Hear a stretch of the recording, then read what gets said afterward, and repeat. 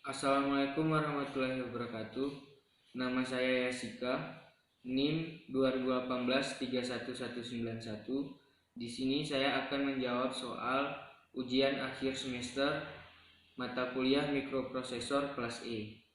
Yang pertama saya akan menjawab soal teori. Soal yang pertama, apa yang membedakan antara non-programmable dan programmable sistem berdasarkan pola aliran data I/O? Jawabannya, perkembangan mikroelektronika telah mendukung perkembangan I/O. Ada dua jenis port I/O, yaitu non-programmable dan programmable. Perbedaannya adalah untuk programmable kita tidak perlu mengubah kabel dan perangkat kerasnya. Untuk mengubah fungsinya cukup dengan perangkat lunak. Dan untuk non-programmable kita harus merubah kabel dan perangkat keras untuk merubah fungsinya karena tidak dapat diprogram dengan perangkat lunak. Untuk soal yang kedua, jelaskan komponen mikroprosesor kelompok bus data Z80 PIO program input output. Untuk jawabannya adalah kelompok bus data D0 sampai D7 adalah bus data 8 bit 2 arah digunakan sebagai saluran data dan kata perintah. A0 sampai A7 adalah saluran 2 arah untuk transfer data atau status dan sinyal kontrol antara peralatan I/O dan port A. B0 sampai dengan B7 adalah saluran 2 arah untuk transfer data atau status dan sinyal kontrol antara I/O dan port B. Untuk soal yang ketiga, peripheral programmable dan interface atau PPI 8255 dikenal dengan mode operasi PPI 8255. Mode 0, mode 1, mode 2. Jelaskan apa yang dimaksud dengan mode-mode tersebut. Untuk jawabannya, mode 0, port A, port B, dan port C bekerja sebagai port I/O sederhana, yaitu tanpa hubungan dengan perangkat keras. Mode 1, port A dan port B bekerja sebagai port I/O yang dilengkapi dengan hubungan otomatis, yaitu dengan menggunakan sebagian dari pin-pin untuk port C. Mode 2, port A dapat dibuat bekerja dengan port I/O 2 arah sekaligus untuk menerima masukan dan mengeluarkan data, dilengkapi dengan hubungan. Untuk soal teori yang keempat, berikan contoh nyata tentang peranan mikroprosesor berbasis mikrocontroller yang Anda ketahui saat ini, berdasarkan hasil dari penelitian, paper, penjelasan tentang tujuan dan cara kerja input proses output. Di sini saya mengambil judul paper yang berjudul pendeteksi kebakaran dengan menggunakan suhu sensor LM35D dan sensor asap, yang bertujuan peristiwa kebakaran dapat terjadi di tempat umum maupun di perumahan. Penyebab kebakaran diakibatkan oleh beberapa faktor antara lain hubungan pendek jaringan listrik, kebocoran gas LPG, puntung rokok, dan sebagainya.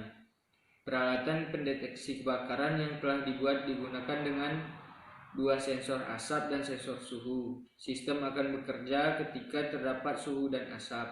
Hal ini menghindari adanya kesalahan yang diakibatkan kenaikan suhu akibat sinar matahari ataupun kepulan asap akibat rokok. Pada alat ini terdapat dua keluaran, yaitu suara sirine dan pompa air.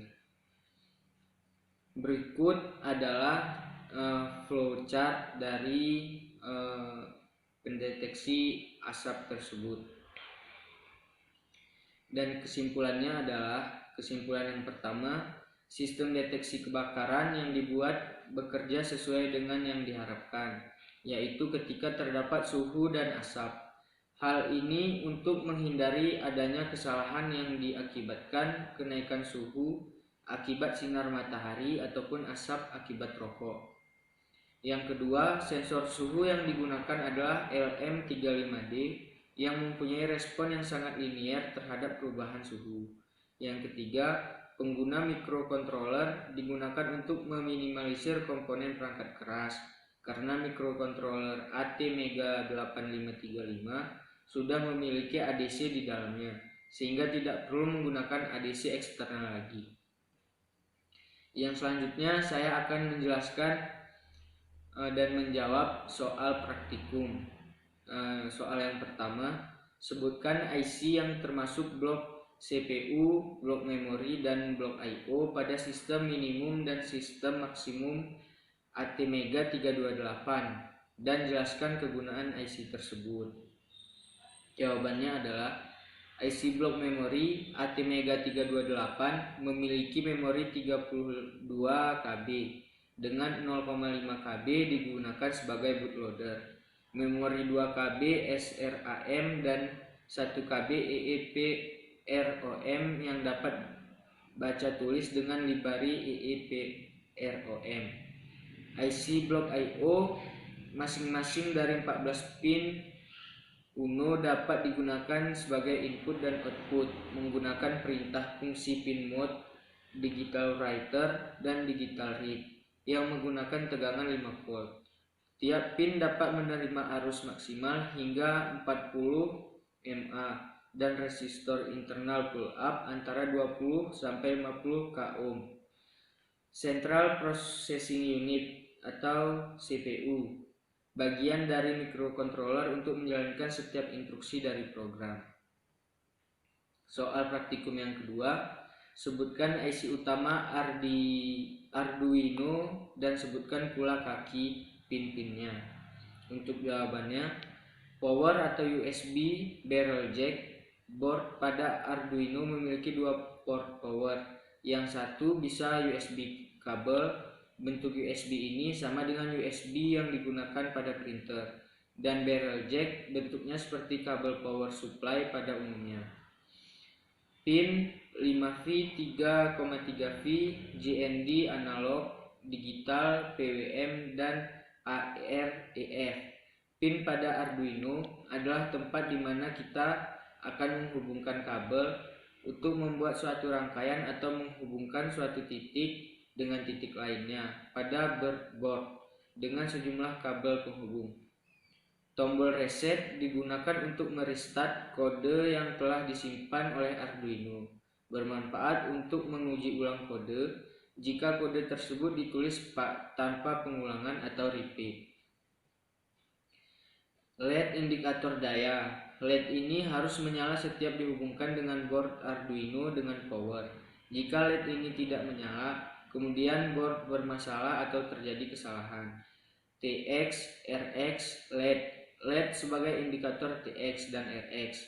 Ini akan berkedip redup atau terang dengan jeda yang tak tentu untuk memberitahukan bahwa telah terjadi komunikasi serial.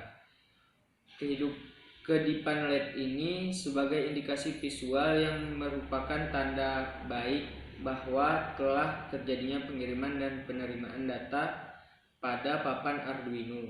Misalnya ketika kita mengupload kode baru ke dalam board. IC utama.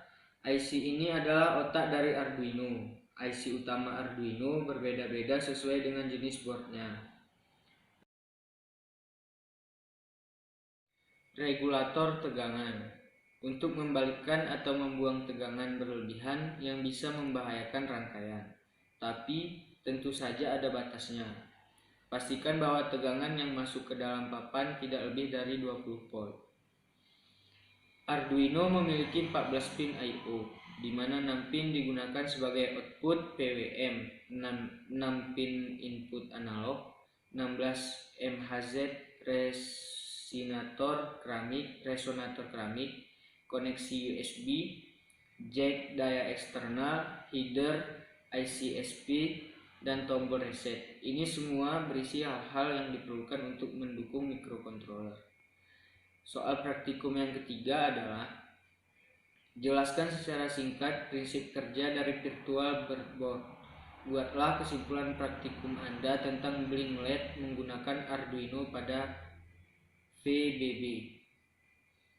Prinsip kerjanya, 2 pasang pada jalur atas dan bawah terkoneksi secara horizontal sampai menuju bagian tengah pada breadboard. Biasanya, ia akan difungsikan sebagai jalur dari tombol power maupun jalur sinyal. Beberapa contohnya adalah digunakan untuk jalur komunikasi dan clock. 5 lubang yang terdapat di tengah digunakan sebagai lokasi untuk melakukan praktikan komponen. Jalur kelima tersebut terkoneksi secara vertikal sampai menuju ke bagian tengah pada breadboard. Pembatasan pada bagian tengah breadboard biasanya untuk difungsikan sebagai tempat untuk menancapkan IC komponen.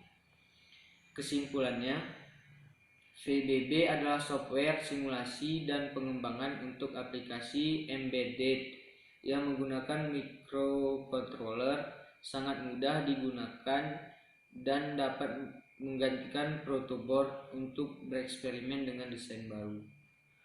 Soal praktikum yang keempat, jelaskan secara singkat prinsip kerja dari potensiometer.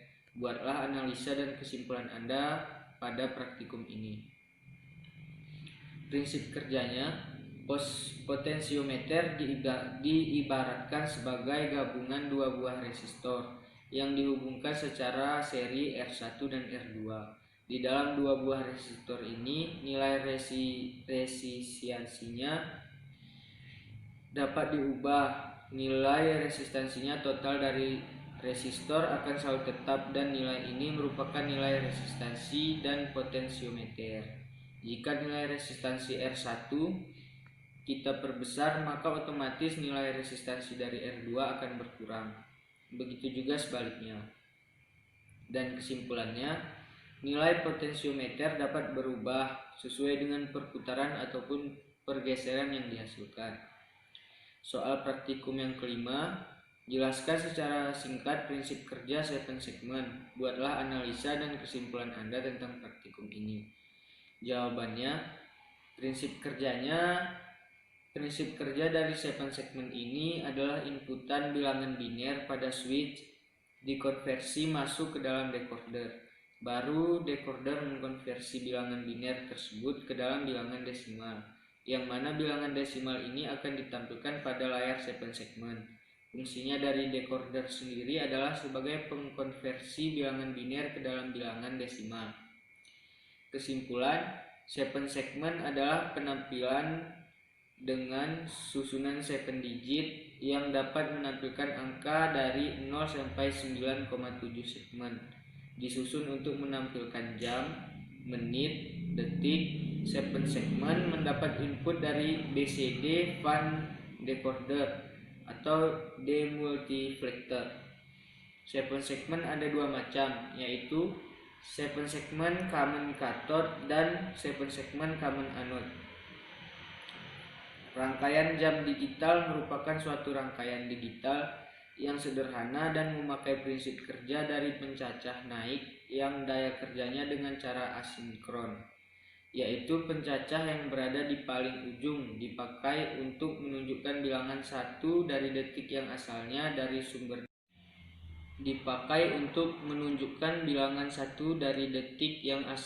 sumber detak. Kemudian pencacah berikutnya terpicu oleh pencacah sebelumnya. Demikian penjelasan saya dari soal ujian akhir semester mata kuliah mikroprosesor kelas E. Cukup sekian, lebih dan kurang saya mohon maaf. Assalamualaikum warahmatullahi wabarakatuh.